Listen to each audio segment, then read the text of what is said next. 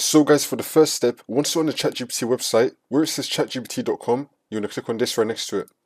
Now you're going to select cookies and site data, and then click on manage on-device site data. You want to delete everything that comes up here. Delete both of these, and then click on done. Now you're going to click on this again. Now you're going to select site settings.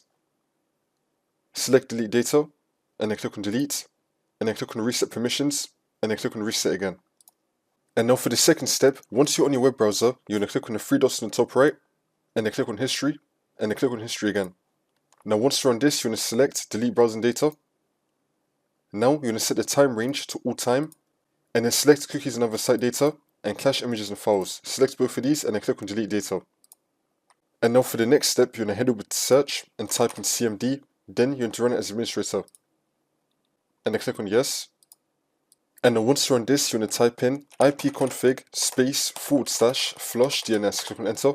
And now we're going to type in netsh space winsock space reset and click on enter again. And now you just want to restart your computer, and then the problem should be fixed.